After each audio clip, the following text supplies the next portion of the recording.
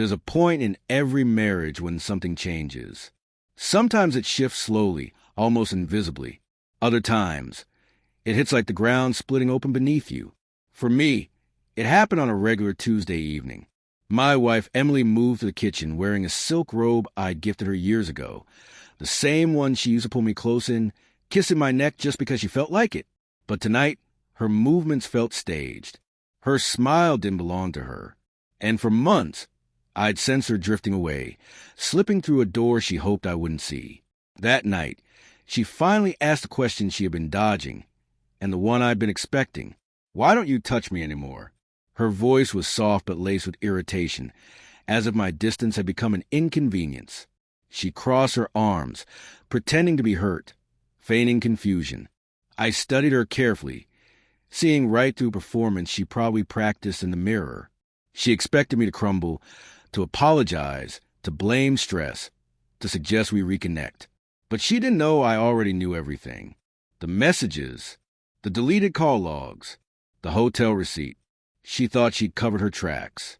She hadn't, so I just stared at her. She shifted under my silence. She never knew what to do with it. The truth was simple. My distance had a reason. The night I stopped touching her was the night I saw a message pop up on her phone while she showered. A man's name, a heart emoji, a hotel address sent as casually as setting plans for dinner. My stomach dropped. My throat tightened, but I didn't explode. I didn't ask questions. I took screenshots. I traced the patterns. I watched her walk through the house, pretending nothing was wrong. And with every lie she told, another piece of me faded. So when she asked again, sharper this time, "Why don't you touch me?" a small, calm smile appeared on my face. Not mocking, not angry, just done. Confusion flickered across her expression immediately. She wanted guilt. She wanted me to think the problem was me. She wanted control. But this time, I wasn't handing it to her. I took a slow breath, leaned against the counter, looked her straight in the eyes, and said quietly, "Because you gave yourself away." The blood drained from her face instantly. Her jaw tightened. Her eyes widened like she could blink the truth out of existence.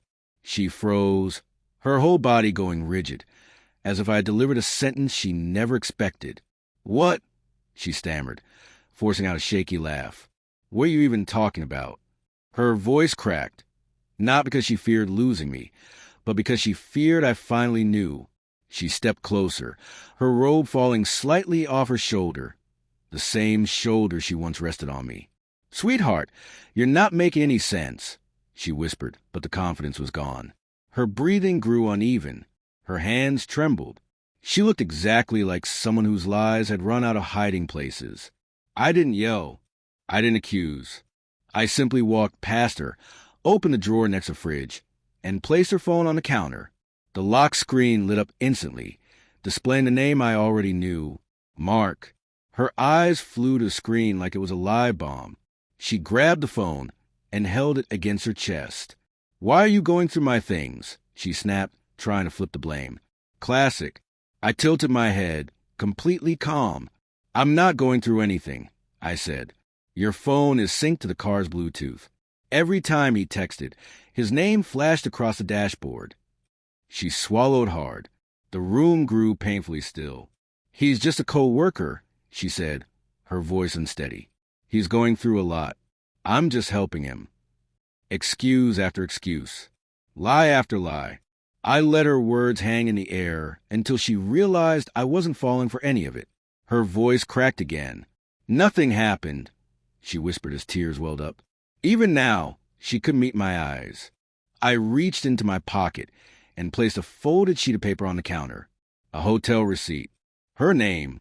His name. Same night. Same room.